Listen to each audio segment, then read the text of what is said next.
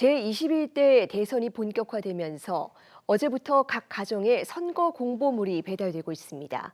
이 한 번 보내는 데만 수십억 원이 드는 종이 공보물을 디지털로 바꾸자는 목소리가 커지지만 현실의 변화는 더딥니다. 이 영상으로 먼저 확인하시고 어떤 대안이 가능한지 전문가와 자세히 짚어보겠습니다.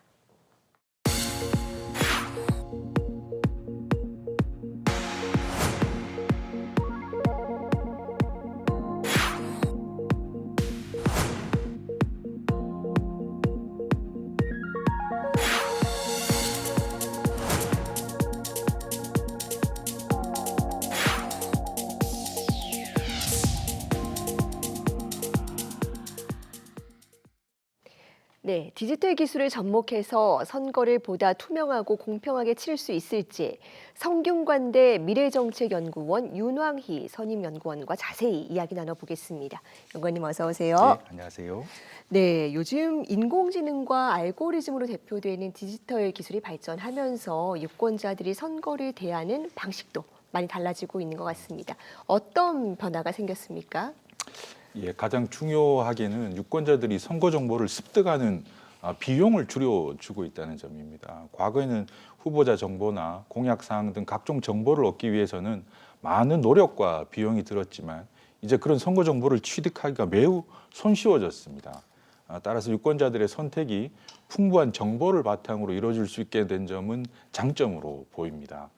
다만 말씀하신 대로 알고리즘에 기반한 편향적인 정보 선택 현상이 확대될 수 있는 만큼 정치적인 양극화 등 일부 부작용의 우려도 있다고 봐야 할 것 같습니다. 네, 알고리즘으로 인한 부작용의 우려도 있다.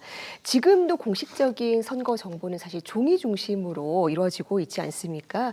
이런 상황에서 공보물이 디지털로 바꿀 필요가 있다. 이런 목소리도 나오는데 어떻게 보시나요? 네, 방금 얘기하셨듯이 이제 유권자들은 대부분 온라인 기반의 디지털 기술을 통해 정보를 습득하고 있습니다. 그런데 정치 분야에서는 이런 기술 발전을 따라잡지 못하고 있는 실정입니다.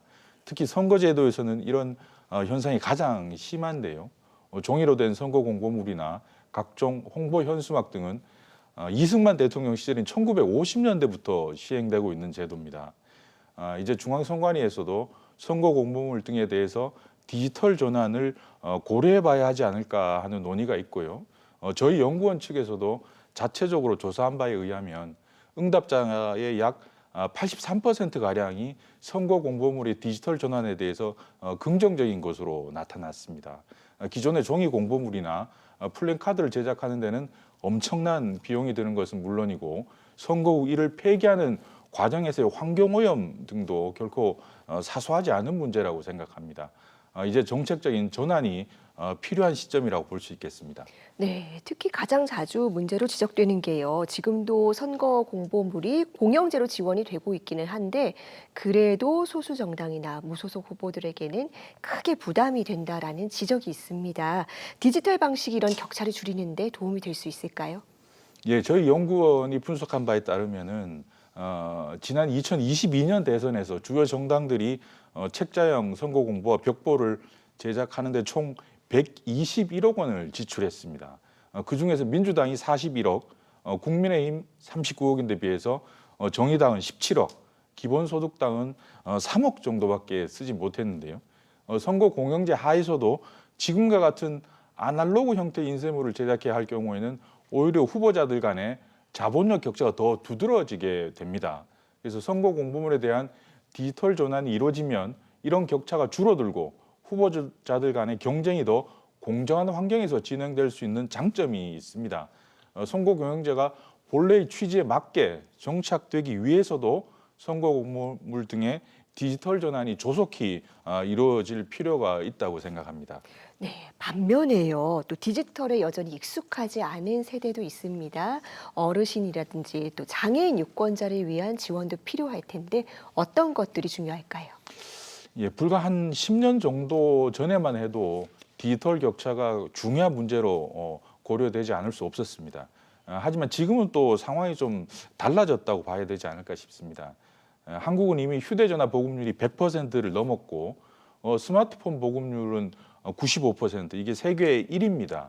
그래서 물론 정보 취약계층을 위한 보완책을 촘촘히 마련하는 것도 중요하지만 여러 측면에서 디지털 관련 지표가 세계 선두권인 나라에서 선거제도의 디지털 전환을 진지하게 고려해 보지 않는다면 그게 오히려 더 이상하지 않을까 싶습니다. 한 가지 덧붙이자면 지금과 같은 전통적인 투표 시스템에서는 투표장에 직접 나가는데 어려움을 겪는 장애인 유권자들도 블록체인 기반의 전자투표에서는 훨씬 더 투표 참여가 쉬워진다는 점입니다. 뿐만 아니라 공보물 등의 디지털 전환도 취약계층에게 다양한 방식으로 정보를 전달해 줄 수 있어서 장점으로 꼽힐 수 있습니다. 아날로그 환경이 오히려 더 제약이 많기 때문에 그렇습니다. 네, 그렇군요. 사실 이 전자투표가 가지고 있는 여러 가지 장점에도 늘 이 신뢰 문제가 걸림돌 아니겠습니까? 그래서 말씀하신 대로 이 블록체인 기반 전자투표가 대안으로 주목을 받고 있는데 실제로 도입이 되려고 한다면 어떤 준비가 필요할까요? 사실 가장 중요한 전제 조건은 제도적 기술적 문제보다도 사회적 합의를 형성해내는 일입니다. 네. 현재 정치 상황을 보면 사전 투표에서 이제 부정 선거를 주장하는 분들도 있고 선거 관리에 대해서 각종 문제 제기를 하시는 분들이 있습니다. 물론 그분들의 말씀에도 경청해야 할 부분이 있겠지만 기본적으로 선거와 정치제도 전반에 대한 우리 사회의 신뢰가 확고하지 못한 탓이 크다고 봅니다. 단순히 기술적인 측면에서만 보자면 블록체인 기반의 전자투표를 실시할 경우에 개개인의 투표가 분산돼서 저장되고 처리되기 때문에 해킹 및 데이터의 위조나 변조가 사실상 불가능합니다. 그동안의 기술 수준과는 완전히 다른 차원의 진보라고 할 수 있습니다.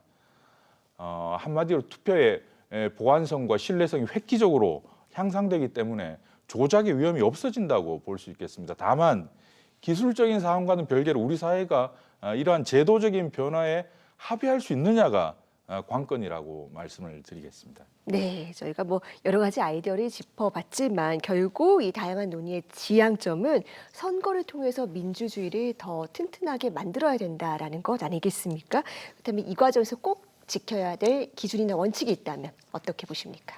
예, 저희 연구원에서 지금까지 이제 블록체인 기반의 선거를 비롯해서 AR을 활용한 선거 공보물의 디지털 전환 등 여러 차원의 연구를 병행하고 있는 것은 사실 정치제도 분야도 기술 발전을 제대로 활용할 필요가 있다고 보기 때문입니다.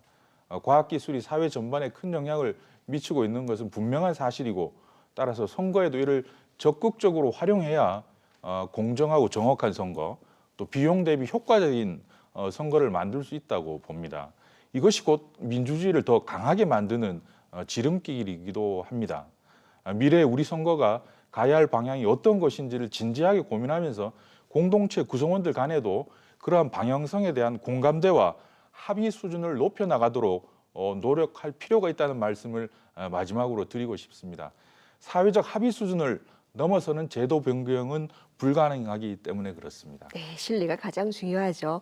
후보자와 유권자 모두에게 공정한 선거로 가는 길에 이 디지털 기술이 중요한 역할을 할 수 있다고 말씀해 주셨는데요. 앞으로 민주주의를 더 단단하게 만들기 위해서 이런 기술 활용의 측면에 있어서도 더 깊은 논의가 필요해 보입니다. 오늘 말씀 잘 들었습니다. 감사합니다. 네, 감사합니다.